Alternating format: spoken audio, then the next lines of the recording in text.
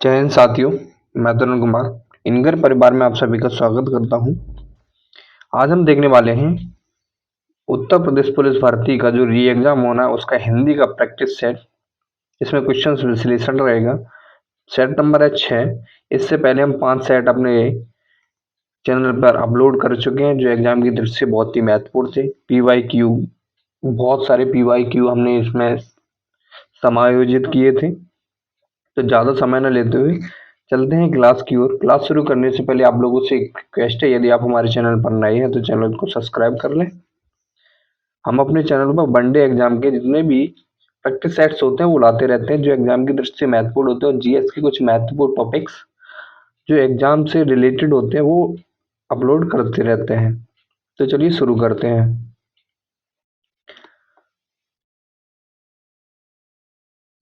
अपना जो पहला प्रश्न है वो इस गद्यांश से संबंधित है, तो आप लोग पहले इस गद्यांश का स्क्रीनशॉट ले लीजिएगा और हम इस गद्यांश से संबंधित जितने भी प्रश्न हैं उनके आंसर आप लोगों को बता देते हैं। फिर बढ़ते हैं आगे। जैसे अपना पहला प्रश्न है, प्रेम की भाषा है।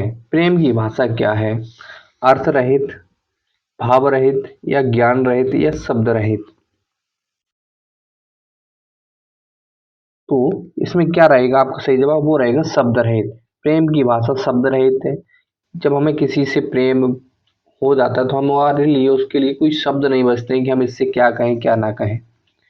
ठीक है, इसी के साथ अपने बढ़ते हैं अगले प्रश्न की। जो अपना अगला प्रश्न है,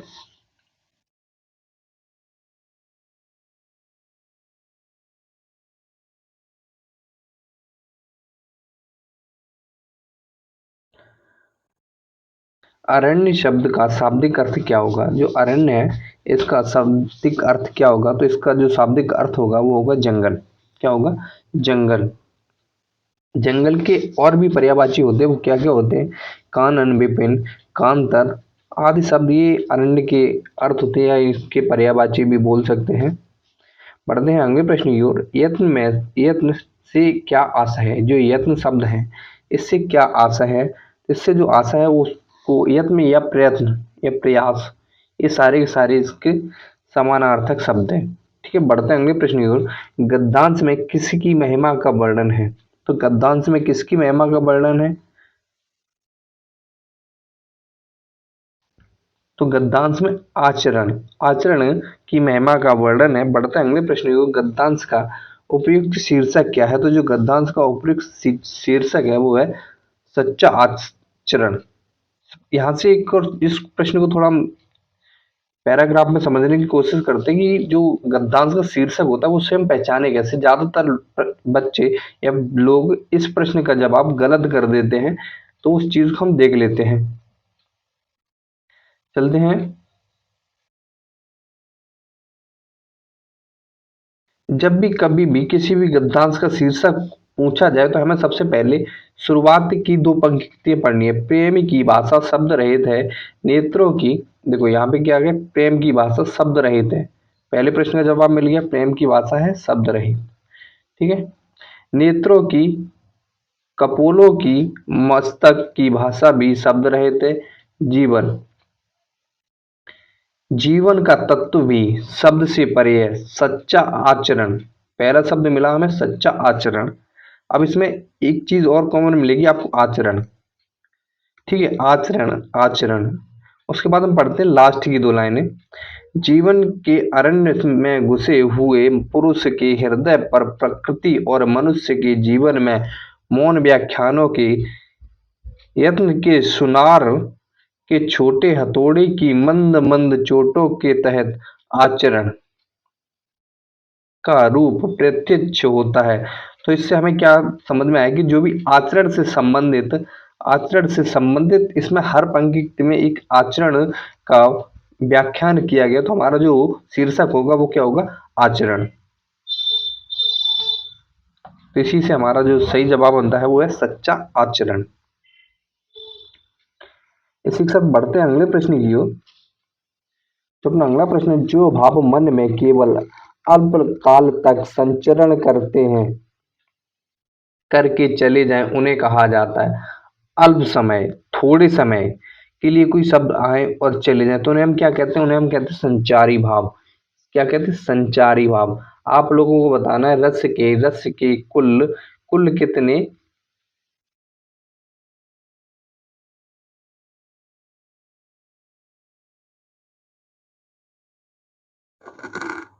कुल कितने भाग होते हैं।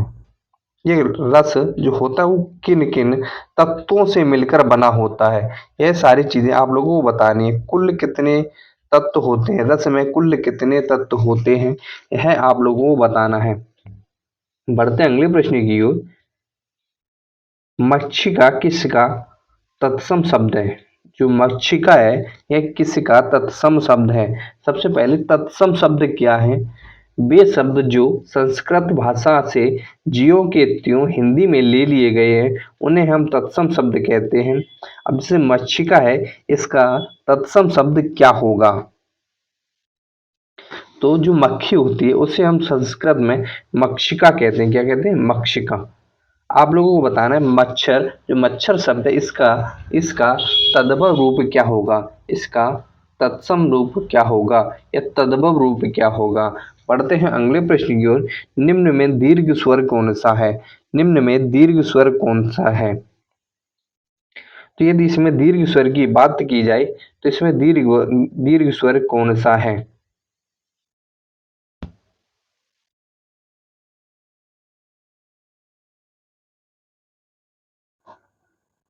तो इसमें क्या है? जो बड़ा आ है यह हमारा दीर्घ स्वर है। बाद बाकी की ये जो तीनों है यह हमारे संयुक्त स्वर। कैसे? संयुक्त स्वर। लेकिन दीर्घ स्वर की रूपिक्त में हम बड़े आ को ही लेंगे। बाद बाकी ये दीर्घ स्वर है लेकिन संयुक्त स्वर के सहित हैं, लेकिन हमें केवल पूछा गया दीर्घ स्वर। तुम्हारा क्या होगा? ऑप्शन ए बड़ा आ। बढ़ते अगले प्रश्न की। जो अपना अगला प्रश्न है, निम्न में अंतस्थ व्यंजन कौन सा है? अंतस्थ व्यंजन कौन सा है? जितने अंतस्थ व्यंजन पहचानने की जो ट्रिक होती है वो पहले तो ये चार वर्ड होते हैं, या रा ला वा। कौन कौन से? या रा ला वा, यह होते हैं हमारे अंतस्थ व्यंजन। तो इसमें कौन सा दिया गया है? वो दिया गया है या। ऑप्शन नंबर डी हमारा सही होगा। आपको बताना है का क्या है, का कौन सा वर्ड है, का कौन सा वर्ड है। बढ़ते हैं अगले प्रश्न की ओर। जड़ का विलोम क्या होगा? जो जड़ होती है उसका विलोम क्या होगा?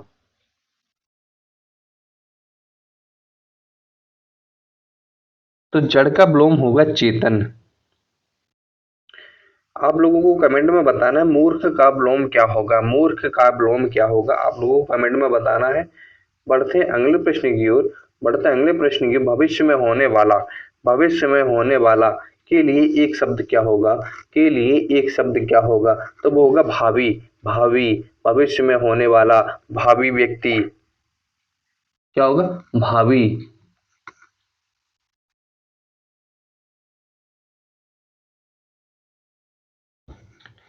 बढ़ते हैं अगले प्रश्न की ओर। अनिल अनिल और अनल, अनिल और अनल शब्द युग्म का सही अर्थ क्या होगा?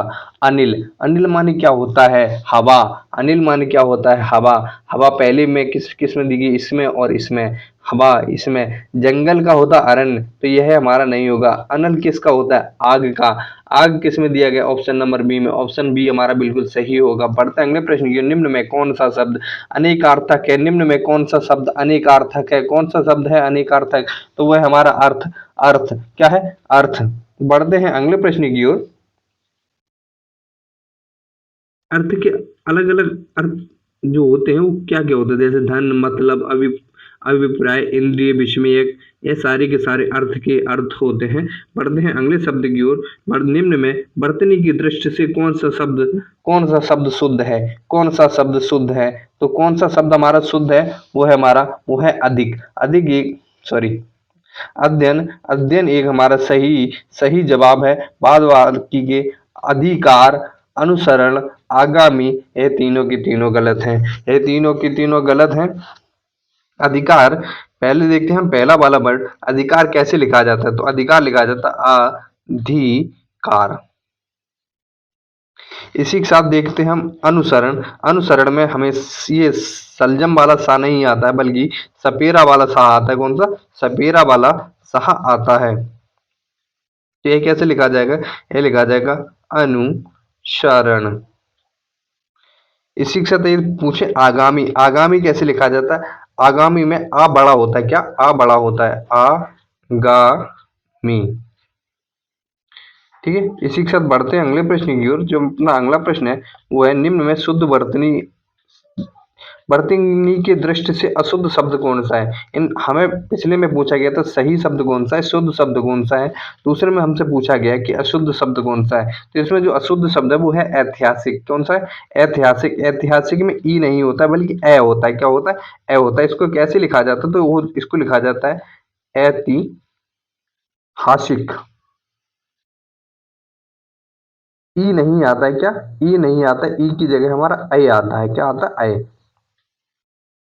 बढ़ते हैं अगले प्रश्न की ओर। निम्न में कर्ता कारक का परसर्ग क्या होगा?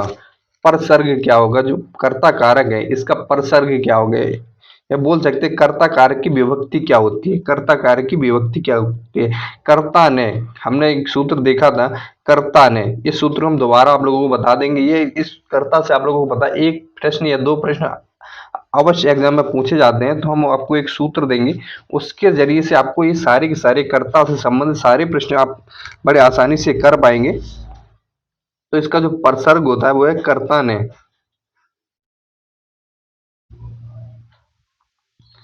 तो इसका जो सूत्र होता है वो होता है कर्ता ने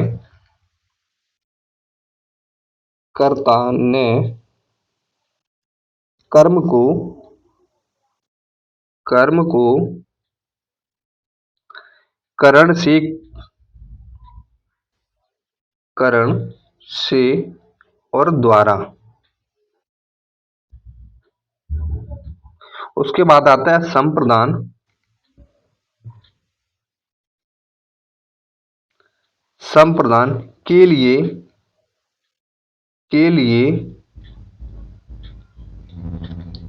अपादान अपादान से। अपादान हमेशा से, जो से शब्द है यह दो जगह प्रयोग होता है, लेकिन यदि अपादान कारक होगा वहां पे अलगाव की दृष्टि होगी। जैसे आप पेड़ से आम गिरते हैं, पेड़ से पत्ते गिरते हैं, आसमान से पानी टपकता है, या छत से पानी टपक रहा है, कोई घर से बाहर जा रहा है। ये सारे के सारे अपादान के उदाहरण होंगे। उसके बाद आता है अधिकरण। संबंध संबंध संबंध की जो विभक्ति होते हैं वो का की के रा री रे। उसके बाद आता है सबसे महत्वपूर्ण, सबसे ज्यादा पूछे जाने वाला, वो है अधिकरण। अधिकरण इसके होते हैं मैप पर। ये सारी की सारी सबसे महत्वपूर्ण है जो आप लोगों को एग्जाम में पूछे जाते हैं। उसके बाद एक बचता है वो है हमारा संबोधन। ये तो सबको पता होता है। इसमें हे हो हरे हरे जो संबोधन चिन्ह लगा वो सारे के सारे संबोधन कारक के संबंध में आते हैं।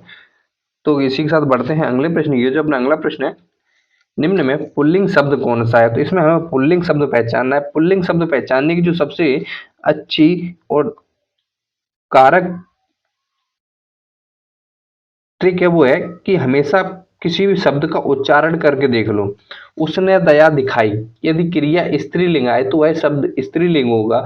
यदि क्रिया पुल्लिंग आए तो वह शब्द हमेशा पुल्लिंग होगा। जैसे उसने दया दिखाई, दिखाई तो क्रिया कैसी है? स्त्रीलिंग है, तो अर्थात यह स्त्रीलिंग शब्द होगा। जैसे उसने प्रार्थना की, उसने प्रार्थना की नहीं कि उसने प्रार्थना किया, ऐसा नहीं होता। उसने प्रार्थना की तो यह एक हमारा स्त्रीलिंग शब्द है। उसके बाद वायु, उसने वायु उड़ाई, या उसने वायु, वह वायु में बैठी, उसने वायु भरी। तो इसमें क्या है? इसमें सारे के सारे जो हमारी स्त्रीलिंग क्रियाएं आ रही हैं उसने, उसके बाद आता है नेत्र। उसने नेत्र खोला या उसके नेत्र खुले। ये सारी क्रियाएं कैसी आ रही है? इसके साथ आ रही स्त्रीलिंग क्रियाएं, सॉरी पुल्लिंग क्रियाएं। तो अर्थात हमारा यही हमारा पुल्लिंग शब्द होगा। बढ़ते हैं अगले प्रश्न की ओर। निम्न में स्त्रीलिंग शब्द कौन सा होगा? ऐसे ही हम इसमें भी देखेंगे कि स्त्रीलिंग शब्द कौन सा होगा। जैसे उसने नृत्य किया, उसने नृत्य किया पुल्लिंग क्रिया है। उसने शस्त्र, उसने शस्त्र उठाया, उसने शस्त्र उठाया, इसमें भी पुल्लिंग क्रिया है। उसने उसकी आज्ञा का पालन किया, आज्ञा का पालन किया, इसमें भी है। उसने शोभा दिखाई, उसने उसके घर की शोभा बढ़ाई, कैसी क्रिया आ रही? स्त्रीलिंग, अर्थात हमारा यही हमारा स्त्रीलिंग शब्द होगा, यही हमारा स्त्रीलिंग शब्द होगा।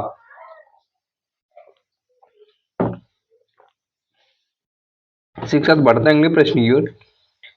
इसका प्रयोग सदैव एक वचन में होता है। ऐसे शब्द भी एग्जाम में पूछ लिए जाते हैं कि कौन कौन से शब्द हैं जो हमेशा एक वचन में ही पूछे जाते हैं, एक वचन में ही पूछे जाते हैं। तो जो हमारा प्रत्येक है, प्रत्येक, यह हमेशा एक वचन में प्रयोग होता है। कैसा? हमेशा एक वचन के लिए प्रयोग किया जाता है। इसी के साथ बढ़ते हैं अगले प्रश्न की। जो अपना अगला प्रश्न है,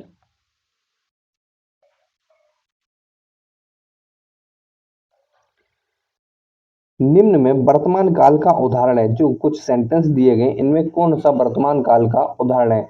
उसने पढ़ा था, या वह जाता है, वह पुस्तक पढ़ेगा, वह खेल रहा था। जिसमें था शब्द आ जाए, समझ लो वो तो हमारे भूतकाल के वाक्य हैं, भूतकाल के वाक्य। और जिसमें गा शब्द आ जाए, वह हमारा भूतकाल या भूतकाल या भूतकाल या भविष्यकाल से संबंधित होता है। तो वह जाता है, वह जाता है, यह हमारा वर्तमान काल का उदाहरण होगा। क्या? यह हमारा वर्तमान काल का उदाहरण होगा। बढ़ते अगले प्रश्न की ओर। निम्न में कर्मवाच्य का उदाहरण कौन सा है? कर्मवाच्य का उदाहरण कौन सा है? तो यदि कर्मवाच्य की जब भी किसी किसी कर्ता पर, किसी भी क्रिया का कर्ता पर प्रभाव पड़े, तो वहां पर कर्मवाच्य होता है। क्या? कर्मवाच्य होता है, कर्मवाच्य होता है। तो है वह पत्र लिखा जाता है, पत्र लिखा जाता है, लिखा क्या जाता है? पत्र। किस पे प्रभाव पड़ रहा है? कर्ता पर। तो अर्थात हमारा जो सही जवाब होगा वो यही होगा। बढ़ते हैं अगले प्रश्न की ओर। निम्न में कौन सा वाक्य सरल वाक्य नहीं है? निम्न में कौन सा वाक्य सरल वाक्य नहीं है? तो इस मेले का उद्देश्य है कि व्यापार व्यापार में वृद्धि हो, कि व्यापार में वृद्धि हो, कि व्यापार में वृद्धि हो। एक एक बड़े वाक्य के साथ जब कोई उपवाक्य जुड़ता है, जब कोई उपवाक्य जुड़ता है, तो वह हमारा संयुक्त वाक्य बन जाता है। कैसा वाक्य बन जाता है? संयुक्त वाक्य बन जाता है। अर्थात यही हमारा सरल वाक्य नहीं होगा। बढ़ते हैं अगले प्रश्न की ओर। मैंने यह काम कर लेना चाहिए, मैंने यह काम कर लेना चाहिए। वाक्य में अशुद्ध अंश कौन सा है? तो इस वाक्य में अशुद्ध अंश कौन सा है? वो है मैंने। क्या है? मैंने। मैंने की जगह क्या आना चाहिए? तो मैंने की जगह आना चाहिए मुझे। मुझे यह काम कर लेना चाहिए। मुझे यह काम स्वयं के लिए हमेशा मुझे शब्द का प्रयोग किया जाता है, मुझे शब्द का प्रयोग किया जाता है। तो यहाँ पे मैंने की जगह क्या होगा? मुझे। बढ़ते हैं अगले प्रश्न की ओर। जो अपना अगला प्रश्न है, अल्प विराम चिन्ह है। अल्प विराम चिन्ह कौन सा है? अल्प विराम चिन्ह कौन सा है? जब भी अल्प विराम क्या होता है? अल्प विराम क्या होता है? एक कोमा, एक कोमा, एक कोमा, एक कोमा को हम अल्प विराम कहते हैं। क्या? अल्प विराम कहते हैं। और जो एक खड़ी लकीर होती है, इसको हम क्या कहते हैं? इसको हम पूर्ण विराम कहते हैं। क्या? पूर्ण विराम कहते हैं। और जो ये हमारा, इसके ऊपर यदि कोमा के ऊपर एक बिंदी और रख दी जाए, तो यह क्या होता है? यह होता है अर्ध विराम, अर्ध विराम। यह चिन्ह एग्जाम में बहुत पूछे जाते हैं, बहुत पूछे जाते हैं। यही भी हमें देखना है, यही भी हमें देखना है। एक और चिन्ह हमेशा एग्जाम में पूछा जाता है, वो पूछा जाता है, इसे क्या कहते हैं? आप लोगों को कमेंट में बताना है, आप लोगों को कमेंट में बताना है। बढ़ते हैं अगले प्रश्न की ओर, बढ़ते हैं अगले प्रश्न की ओर। गिरा हुआ के लिए एक शब्द क्या होगा? गिरा हुआ के लिए एक शब्द क्या होगा? तो वो होगा पतित। पतित माने होता है गिरा हुआ, पतित माने होता है गिरा हुआ। बढ़ते हैं अगले प्रश्न की ओर। सर्च षटपट का पर्यायवाची क्या होगा? षटपट का पर्यायवाची क्या होगा? वो होगा भ्रमर। भ्रमर क्या होगा? भ्रमर, भ्रमर। बढ़ते हैं अगले प्रश्न की ओर। होनहार बिरमान के होत चीकने पात, होत चीकने पात। लोकोक्ति का सही अर्थ क्या होगा? तो इसका जो सही अर्थ होने वाला है होनहार बालक के गुण बचपन में ही दिखाई दे जाते हैं। होनहार बालक के गुण बचपन में ही दिखाई दे जाते हैं। बढ़ते हैं अगले प्रश्न की ओर।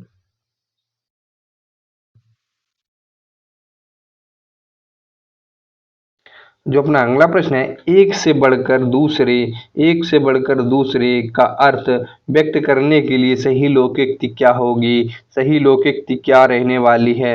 तो क्या सही लोकोक्ति क्या रहने वाली है? एक से बढ़कर दूसरे।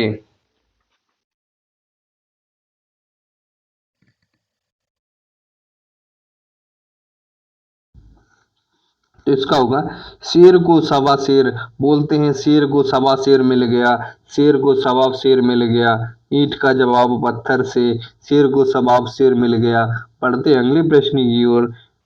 मूल पाठ का शब्दांश अनुवाद कहलाता है। जो मूल पाठ का शब्द सा अनुवाद क्या कहलाता है? शब्द सा अनुवाद क्या कहलाता है? तो क्या कहलाता है? वो कहलाता है शब्दानुवाद, शब्दानुवाद, शब्दानुवाद। बढ़ते हैं अगले प्रश्न की ओर। निम्न में कौन सी बोली उत्तर प्रदेश की नहीं है? उत्तर प्रदेश की नहीं है, कौन सी है? भोजपुरी उत्तर प्रदेश में बोली जाती है, इलाहाबाद वाले क्षेत्र में। ब्रजभाषा मेरठ वाले क्षेत्र में। कन्नौजी हमारी इटावा कन्नौज साइड में बोली जाती है। लेकिन मेवाती है उत्तर प्रदेश में नहीं बोली जाती है। तो कहाँ बोली जाती है? बोली जाती है राजस्थान में। कहाँ? राजस्थान में।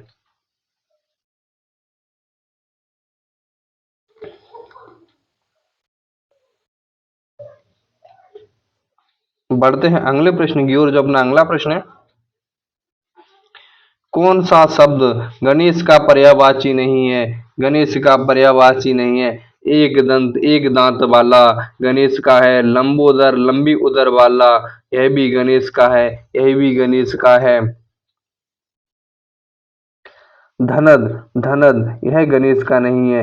विनायक विनायक यह गणेश का है, यह गणेश का पर्यायवाची होता है। गणेश के पर्यायवाची और कौन कौन से होते हैं? और होते हैं गजानन, गजपति, हेरम्ब, द्वैमातुर द्वैमातुर, गजबादन, मोदक प्रिय, महाकाय। बढ़ते अगले प्रश्न की ओर। आतंभू, स्वयंभू, चतुरानन, चार सिर वाले अर्थात चार आनन वाले, अर्थात ब्रह्मा जी के चार सिर थे, तो ब्रह्मा जी का ही यह पर्यायवाची है। पढ़ते हैं अगले प्रश्न की ओर। निम्न में से कौन सा टा वर्ग का नहीं है? टा वर्ग का नहीं है। टा वर्ग में कौन कौन से आते हैं? टा, ठा, डा, ढा और अणा। लेकिन धा धा नहीं आता है। धा नहीं आता। धा किस में आता है? धा आता है हमारा ता वर्ग में। किस में आता है? ता वर्ग में।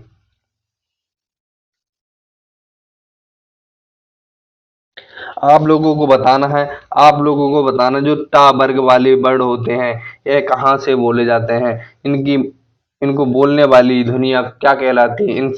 इनको बोलने वाली ध्वनियों को क्या कहते हैं? है आप लोगों को कमेंट में बताना है। राम धीरे धीरे पढ़ता है, इस वाक्य में धीरे धीरे क्या है? इस वाक्य में धीरे धीरे क्या है? तो यह क्रिया विशेषण क्या है? क्रिया विशेषण। धीरे धीरे क्या करता है? वह पढ़ता है। पढ़ना क्या है? क्रिया की विशेषता बताने वाले शब्दों को हम क्रिया विशेषण कहते हैं। वहीं अगर बात की जाए विशेषण की, विशेषण क्या होते हैं?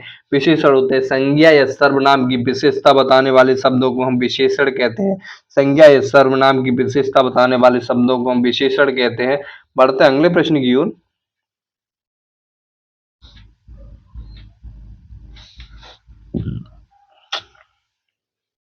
लड़का दौड़ता है, इस वाक्य में लड़का किस संज्ञा का उदाहरण है? किस संज्ञा का उदाहरण है? लड़का लड़का लड़का लड़के बहुत से हो सकते हैं। लड़का एक जातिवाचक संज्ञा का उदाहरण है। किसका? जातिवाचक संज्ञा का उदाहरण है। यदि लड़का की जगह कोई नाम होता, जैसे राम, श्याम, मोहन, गीता, सीता, ये सारे के सारे व्यक्तिवाचक संज्ञा के उदाहरण किसके? व्यक्तिवाचक संज्ञा के उदाहरण हैं। आप लोगों को बताना है 5 भाववाचक संज्ञा के उदाहरण, 5 भाववाचक संज्ञा के उदाहरण आप लोगों को कमेंट में बताना है। पढ़ते हैं अगले प्रश्न, निम्न में से कौन सा शब्द जातिवाचक संज्ञा का नहीं है? जातिवाचक संज्ञा का नहीं है, जातिवाचक संज्ञा का नहीं है।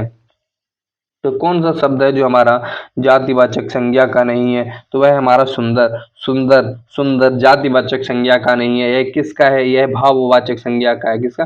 भाववाचक। यह हमारा भाववाचक संज्ञा का उदाहरण है। आप लोगों को कौन सा शब्द बहुवचन का है? कौन सा शब्द बहुवचन का है? कौन सा शब्द बहुवचन का है? वो है प्राण। प्राण हमेशा बहुवचन में प्रयोग किया जाता है। प्राण हमेशा बहुवचन में प्रयोग किया जाता है। बाद बाकी की पौधा, लड़का और पुस्तक, पौधा, लड़का, पुस्तक, ये तीनों के तीनों एक वचन के शब्द है, एक वचन के शब्द हैं। वीडियो आप लोगों को कैसी लगी कमेंट बॉक्स में जरूर बताइएगा और मिलते हैं अगली वीडियो में। तब तक के लिए जय हिंद।